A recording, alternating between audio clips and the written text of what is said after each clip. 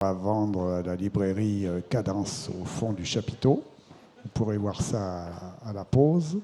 Et puis des carnets avec des magnifiques photos de Claude au profit de l'association A7. Voilà, donc tout est prêt, on peut y aller. À toi. Bonsoir à tous. On m'a dit que c'est l'heure du sommeil. Après le repas, même si on boit le café, il faut dormir un peu. Nous, on ne connaît pas ça. Bon, on va essayer aussi de dormir maintenant. OK? Alors, donc, avant toute chose, je tiens à remercier vraiment tous les organisateurs. En tout cas, on est très bien, on est vraiment heureux. Et c'est vrai, ce n'est pas notre première fois, mais on est très heureux d'être ici. Alors, quand on m'a demandé de dire quelque chose dans cette conférence, quand j'ai vu le thème, je me demandais qu'est-ce que moi, en tant qu'ethnobotaniste, en tant qu'universitaire, je vais apporter dans cette arbre mémoire. Je connais Claude, c'est voilà, qu'est-ce que moi je peux apporter? Mais finalement, je me suis rendu compte qu'il est important parce que nous qui sommes les intermédiaires entre ceux qui sont sur le terrain et ceux qui sont dans la pratique et qui apprennent, les étudiants, il était important qu'on puisse dire, parce que nous avons un rôle fondamental à jouer, c'est de dire soit à ces praticiens ou soit à ceux-là qui nous donnent les informations, que ce qu'ils disent, c'est aussi vrai. Parce que l'ethnobotanique, c'est aussi ça. Elle accepte les traditions, mais elle se tourne résolument vers les nouveautés. Donc, on va donc de parler donc des forêts du nord-ouest du Burkina. Quelle nouvelle stratégie pour la gestion durable? Nous ne pouvons répondre à ces questions que lorsque nous savons ce qui se passe. Alors, au cours du dernier inventaire du Burkina Faso, l'inventaire forestier national qui a lieu, normalement c'est tous les 10 ans. Le premier a lieu en 1997, normalement c'était en 2017, mais malheureusement, finalement c'est en 2018 que l'opération est terminée. L'inventaire a montré que la végétation du Burkina Faso est constituée, il y a de très beaux paysages, vous êtes la bienvenue. Il y a des savanes arborées, voilà, des savanes arborées, des savanes arbustives. On a des steppes arborées, on a des steppes arbustives et également on a quelques îlots de forêt denses, des îlots de forêt également clairs et c'est pas tout, on a aussi des forêts galeries. Et tout ça, c'est au Burkina Faso. Alors, donc, à travers donc, cet inventaire, et pour donc montrer, jouer cette interface entre donc, les praticiens, comme je l'ai dit au départ, et les personnes qui sont au terrain, sur le terrain, nous avons essayé d'étudier. Nous avons présenté ici les résultats pour qu'ils confirment. Ah, je croyais que le chien, là, c'était chez moi. Parce que chez nous, les chiens, c'est pour les moussis, quoi. Voilà. Hein? Certains même, on les appelle chiens, les moussis. Alors donc, nous avons, pour montrer donc cette gestion, cette stratégie nouvelle de gestion durable, nous avons essayé de faire une étude dans 4 sites à buts différents. Un bosquet communal qui est géré par la commune officiellement, une forêt qui est gérée par la commune, une forêt communale qui est plus grande que le bosquet, une réserve personnelle privée et également un bois sacré. Alors, les résultats ont été très...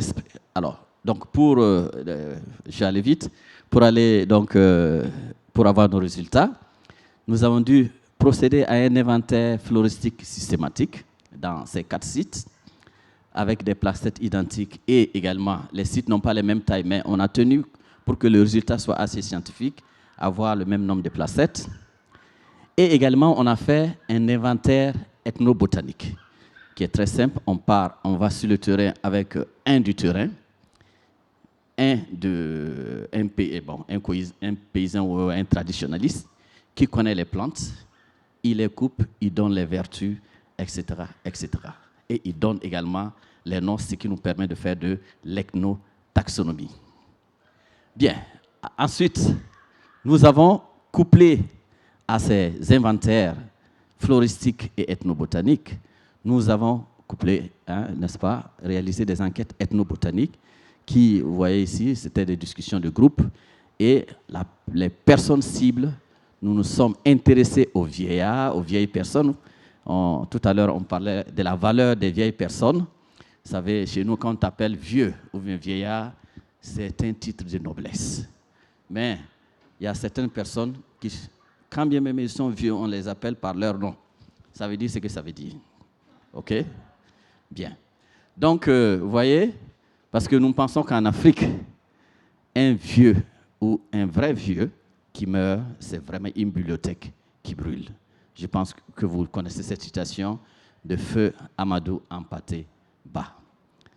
Donc, nous allons vers ces personnes pour recueillir les informations que nous allons mettre à la disposition des praticiens ou que nous allons confirmer autrement.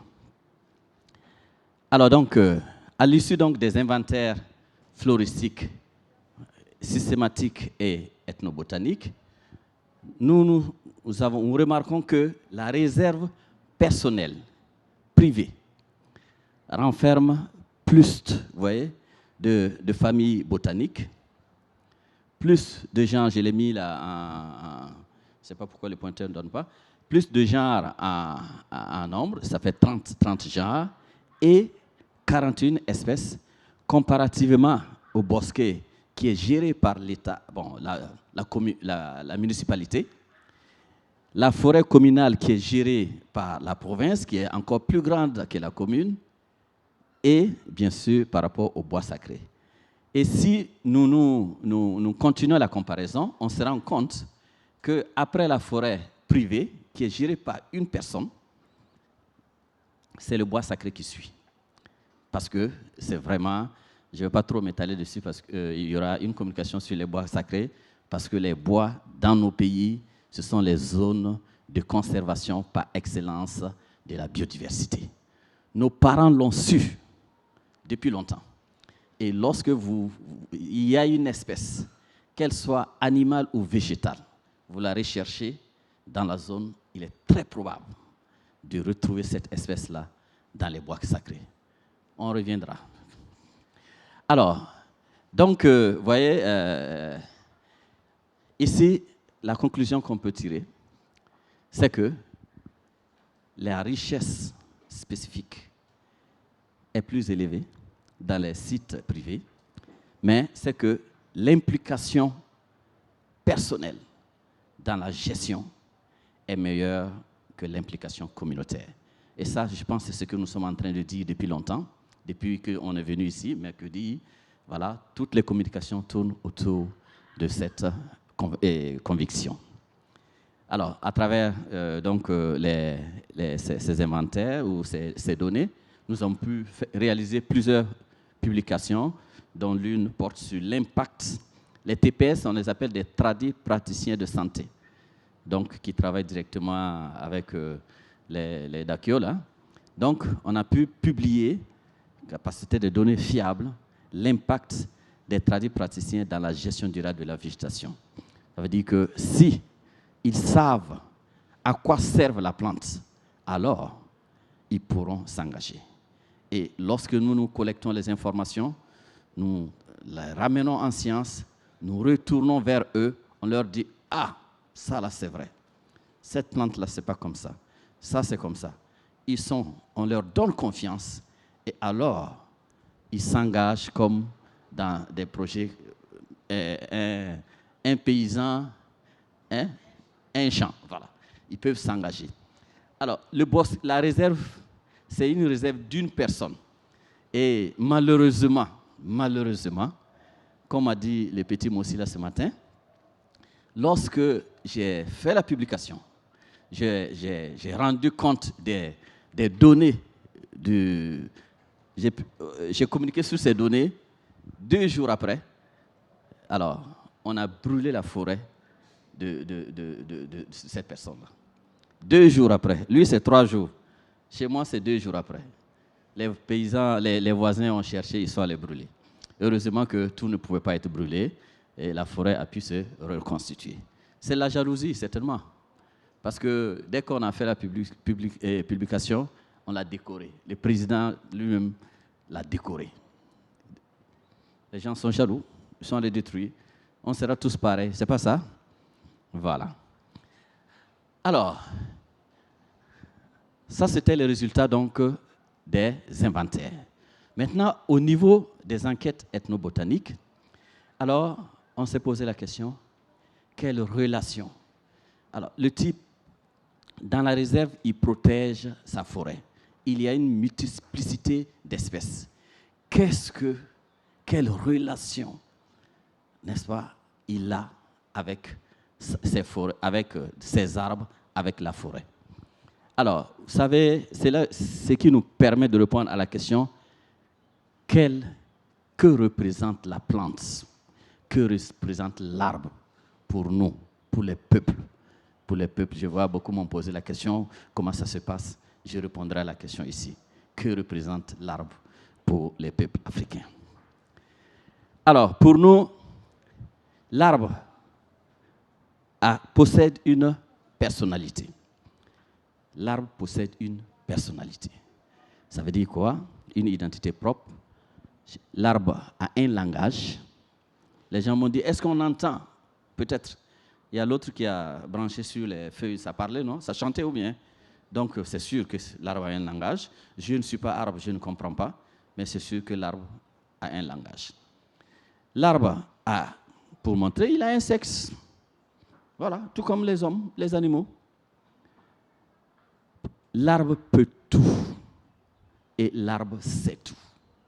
Alors là, ça devient compliqué. L'arbre peut tout, mais l'arbre sait tout.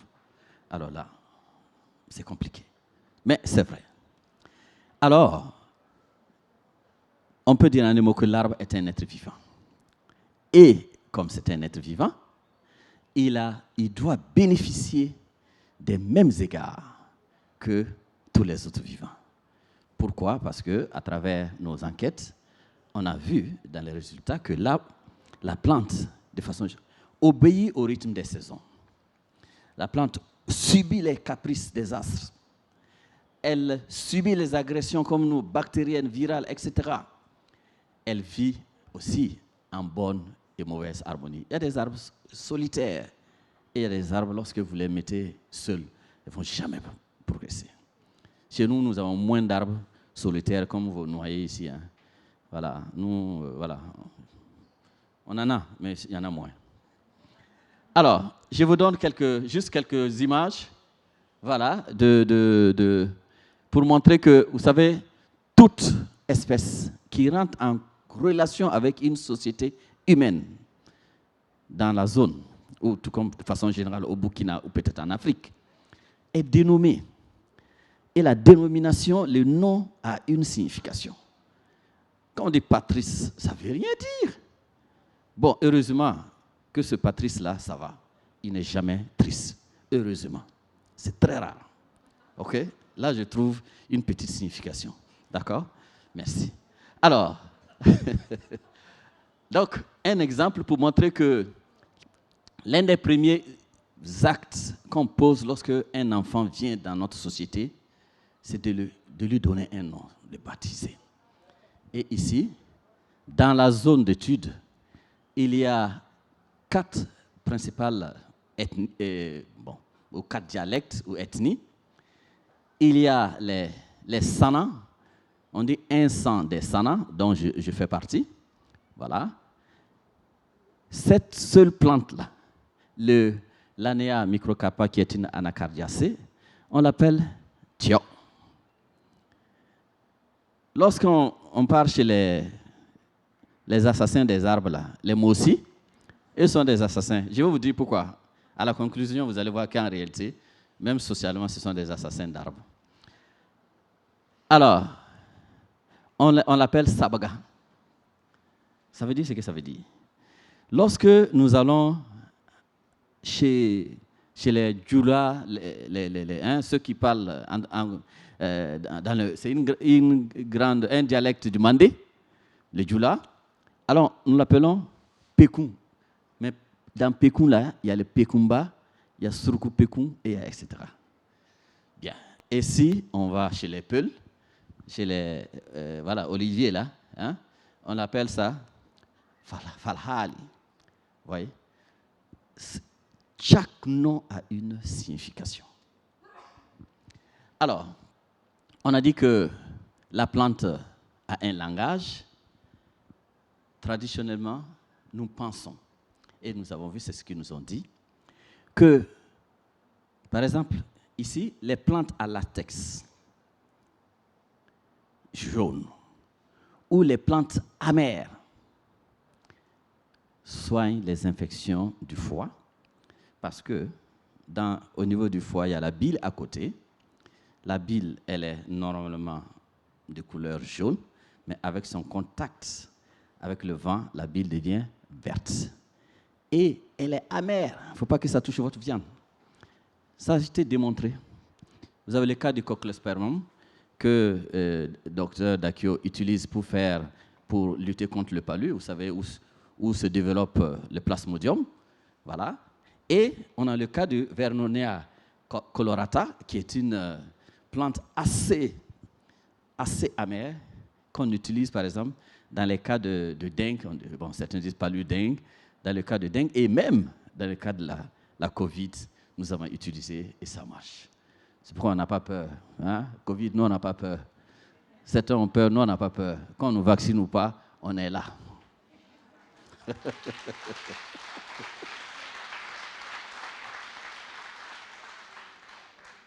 Alors, un autre exemple, on dit que la plante a un sexe. Cette espèce, c'est pratiquement la même espèce. C'est une gardenia, c'est une gardenia. L'image de droite, c'est l'Urubescens. On l'appelle gardenia femelle. Parce que ça se consomme et c'est plus doux. Parce que les femmes ne sont pas... Hein, contrairement aux hommes, ça va. Ça va. Les hommes sont des bagarreurs, n'est-ce pas? Hein? Mais les femmes... Par contre, le gardenia mâle, Gourinchemala, il est amer. Il est tellement amer, tu ne peux pas le manger. Pourtant, ce sont des gardenias, c'est la même famille. C'est les espèces qui diffèrent. Donc, nous, traditionnellement, il y a des plantes hommes et mâles, il y a des plantes aussi femelles. Alors, comme on a dit, l'arbre sait tout, l'arbre peut tout.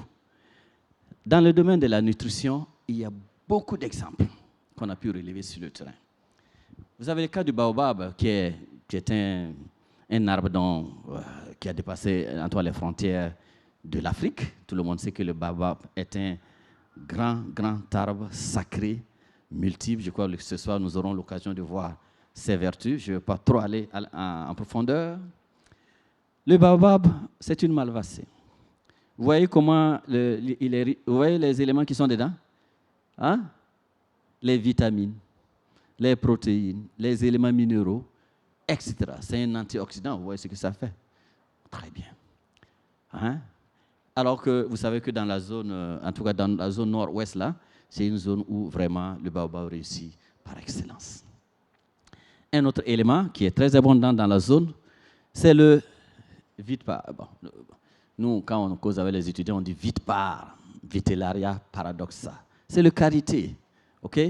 Le karité, je pense que vous avez eu l'occasion de voir des savons à base de beurre de karité. C'est une plante exceptionnelle. Un bébé qui naît, si on utilise le beurre de karité, le bébé est protégé contre assez de maladies virales et bactériennes. Je vous le dis. Alors, vous avez La plante, comme on dit, elle sait tout, elle peut tout. La plante guérit. La pharmacopée. Voilà. Ce matin, le petit Moussi a parlé du Ziménia, qui est utilisé, dont la racine est utilisée pratiquement, je peux dire, à 70%, plus de 70%.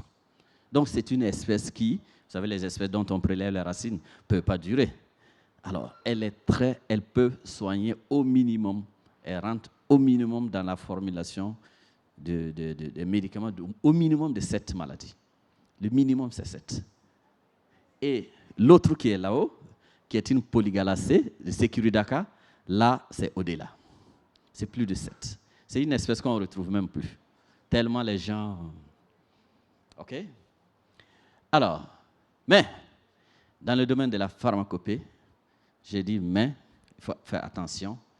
Ici, pour que le produit soit efficace, et là, nous en conviendrons avec les traditionalistes, que le mode de récolte et la période de récolte, il faut respecter.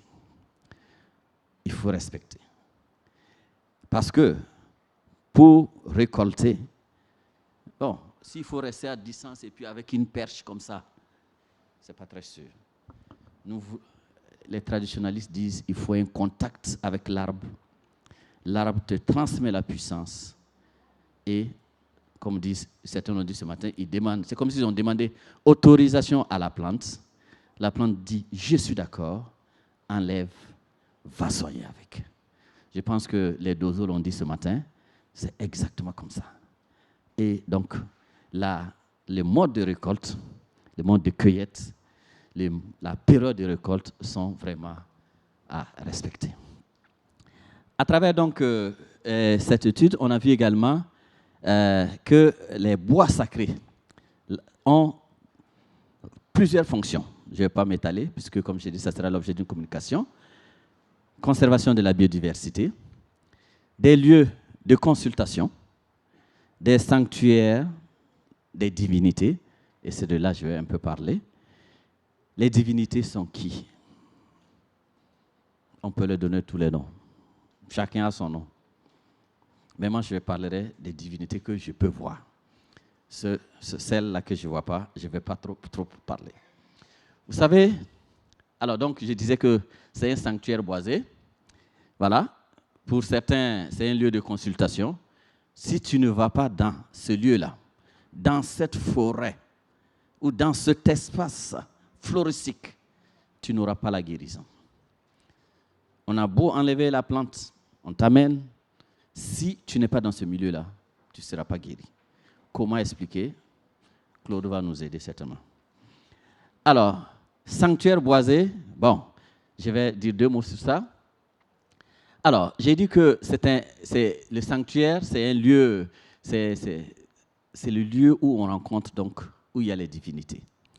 Et pour nous, une des divinités ou des personnes qui sont notre intermédiaire, si vous voulez, entre le visible, si vous voulez, ou le monde du village et la forêt, ce sont les masques.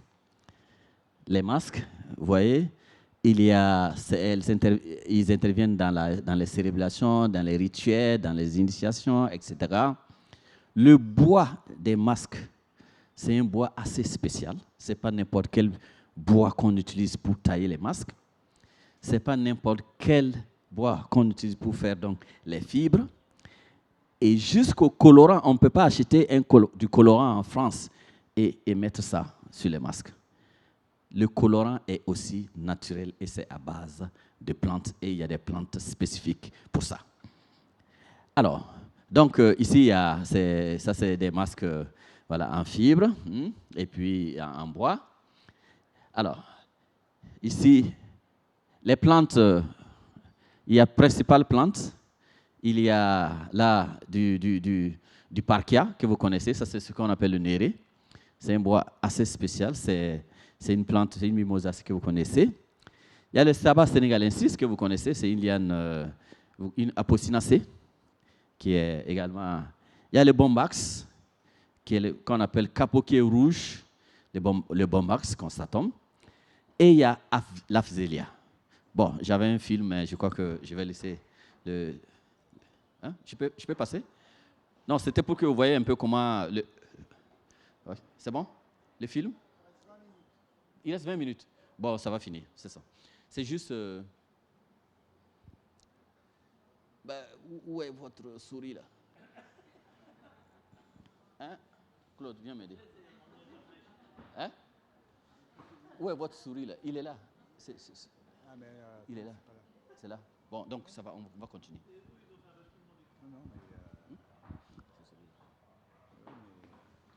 Comme Marc a montré comment dansent les dozos, j'allais vous montrer comment dansent un peu les masques chez moi. Voilà. Est-ce qu'il y a du son dans ton film? Oui, oui. Il faut qu'on le projette de là-bas. Ah bon? Quoi? Tu as fait quoi? Tu es revenu là. Non, c'est sur le Le PowerPoint, il est là. Ah d'accord. Oui, oui, tu l'as. Il a pris. Il a pris, c'est la diapo avec le masque. Oui, c'est ça.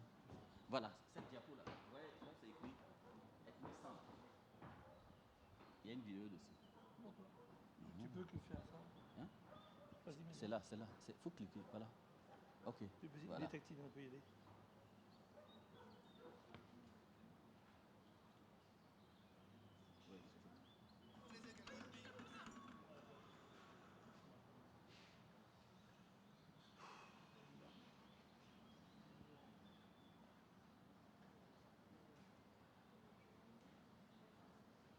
Et où ta diapo? C'est Voilà. celle-ci. C'est Oui, celle-ci. c'est ici. Moi, quand je fais le cours, je le projette directement. Puis il y a le son. Bon, Il ne veut pas venir. Non, mais là, t'es plus dessus. Là. bon, on y va. Non, là, on n'est pas dessus. Bon, on va le faire on va autrement. continuer. Ok. Sylvain, tu peux l'envoyer ou... D'accord. Il envoie. C'est bon, il envoie. C'est bon? Non, mais là, tu as mis l'écran. Lui, il va envoyer. Là, la passe. Bon, je crois qu'on va continuer. Hein? T'as beaucoup de diapos, hein? Non, c'est fini.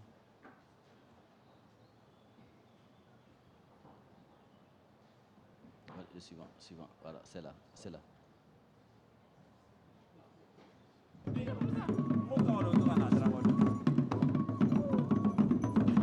Ah, merci à Marc.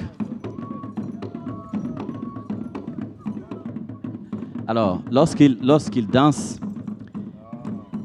un peu comme chez les dozos,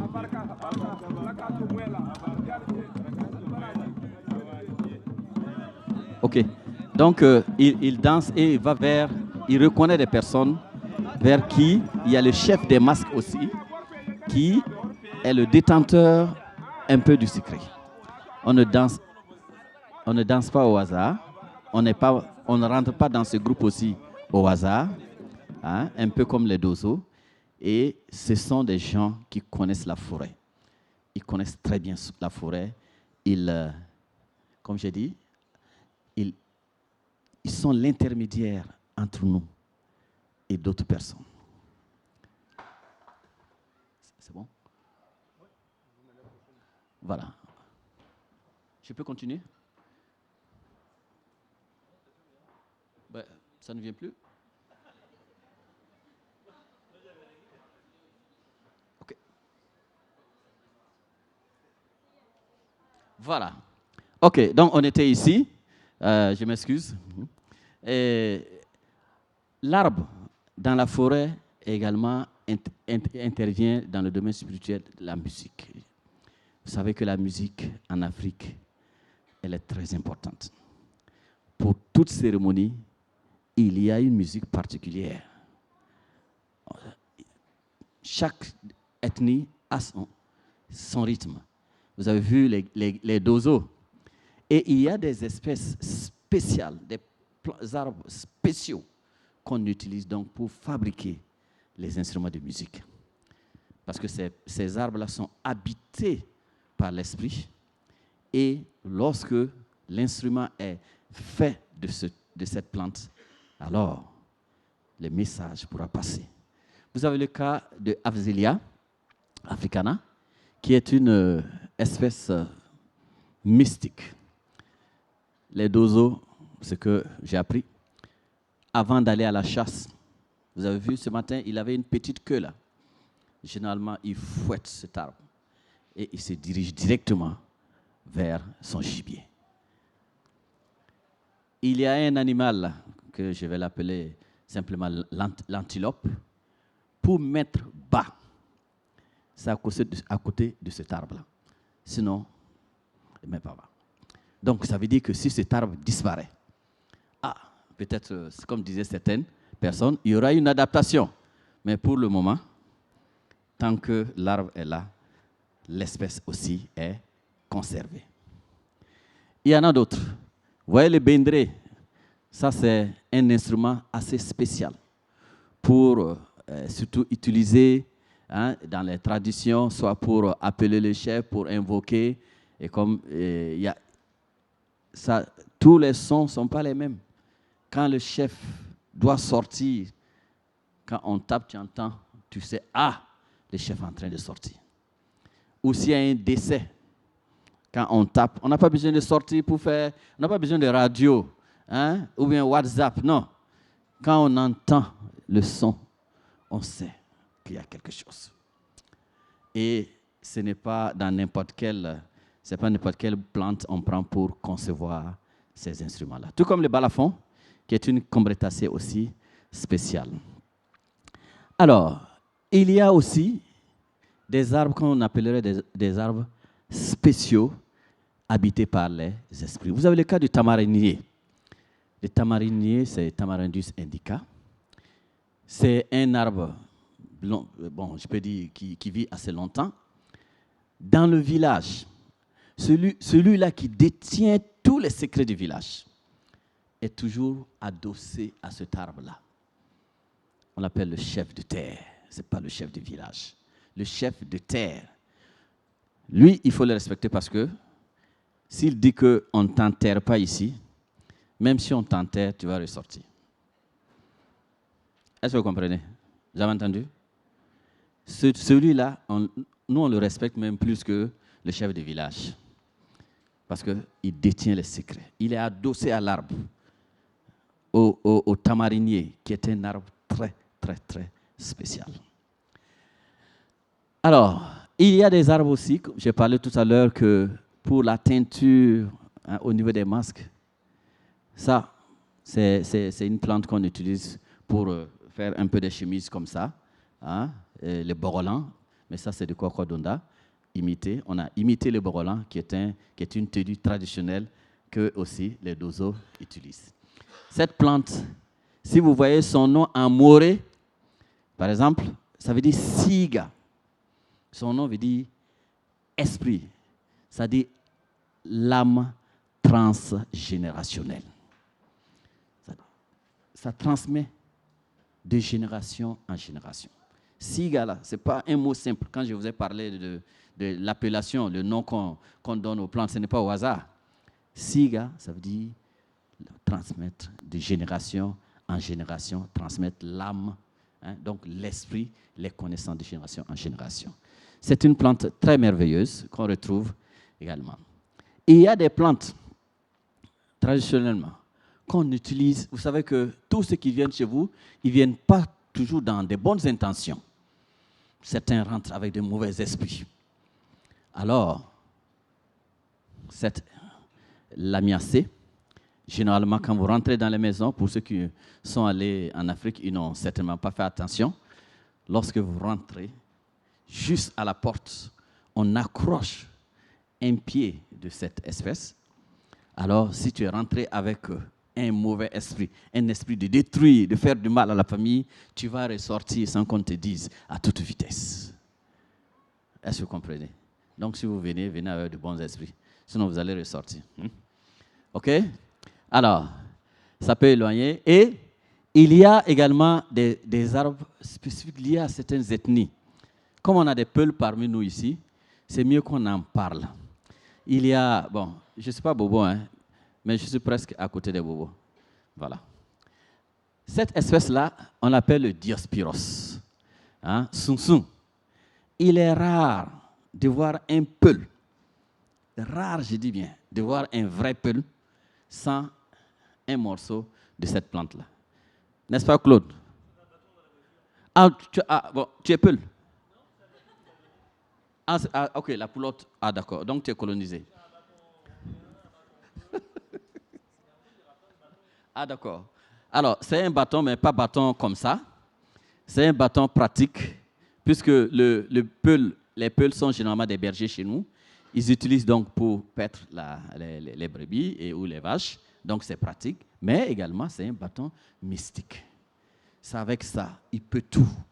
Quand il voit un lion venir, il suffit seulement qu'il regarde le bois, le lion repart. Un serpent se lève, avec ça, il va tuer le serpent. Bref, je ne vais pas rentrer dans tous les détails. Alors, il y en a également qui, comme on en a parlé le premier jour, qui sont utilisés dans l'agroforesterie.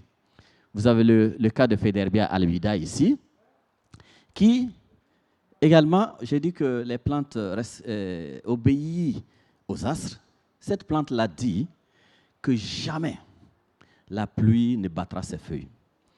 Jamais la pluie ne battra ses feuilles. Vous savez ce qu'elle fait? À l'orée de la saison, il n'y a plus de feuilles. Et quand vous voyez les boutons éclore, c'est que la saison est finie. Rien à faire, c'est terminé. Elle est là jusqu'à aujourd'hui. Et c'est une espèce elle est très importante dans l'agroforesterie. Et là, je rejoins celle qui a parlé de l'agroforesterie traditionnelle. Ça n'a pas commencé maintenant. C'est une chose qui existait dans nos sociétés.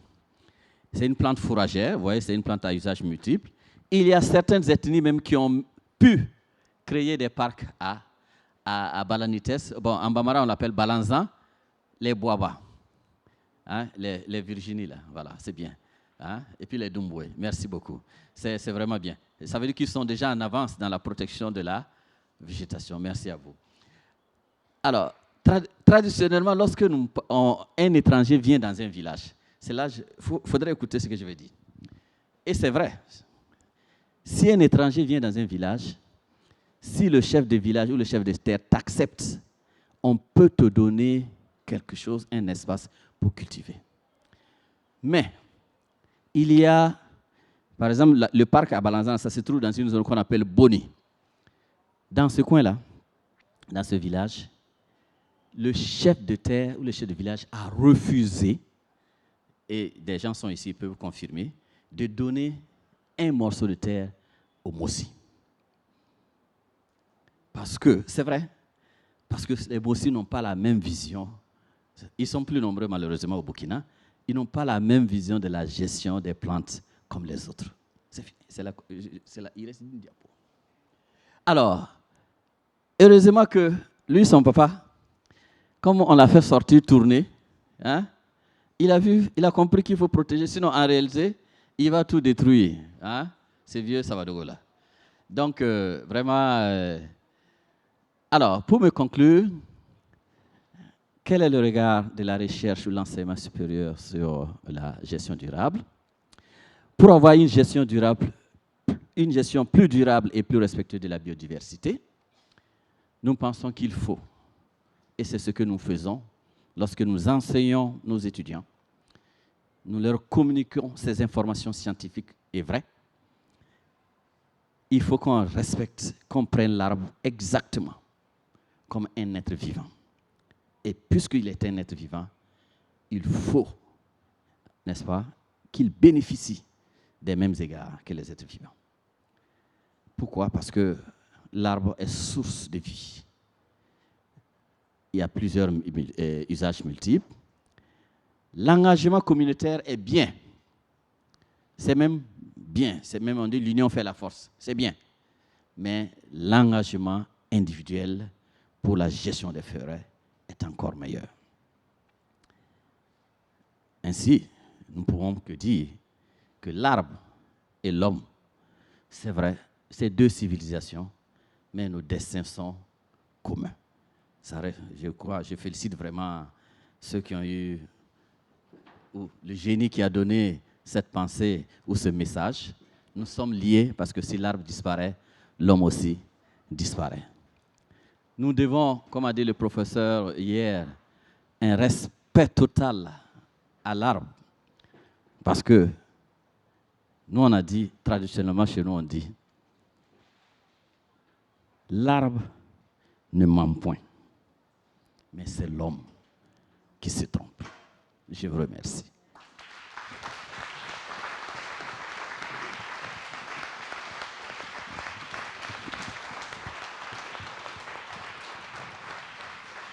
Merci Patrice. Y a-t-il quelques questions dans la salle ou sur Internet?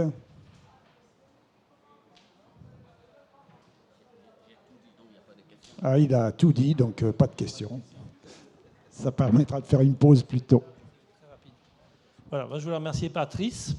Je voudrais faire un petit commentaire rapide. Ok, merci. Alors, depuis le temps que je vais au Burkina, je n'ai, Marc peut confirmer, hein, et mes amis aussi, je n'ai jamais demandé quoi que ce soit à personne concernant les usages de médecine traditionnelle et de rencontres avec les esprits de la brousse. Je ne suis pas allé pour ça. J'y suis allé dans un but humanitaire, on va dire. Voilà. Et ce ne sont pas les hommes qui sont venus à moi pour m'enseigner quelque chose, ce sont les arbres qui sont venus à moi pour m'enseigner quelque chose.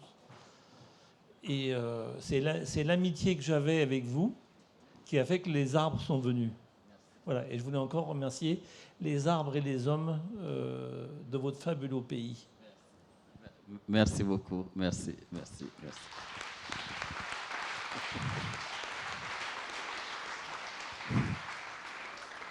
Bon, ben, il nous reste à faire une petite pause avant de retrouver le colonel Sanou, Lassina, pour les forêts sacrées du Burkina. Voilà, à 16h15, Voilà. exactement, s'il vous plaît. Merci, merci, merci. Merci.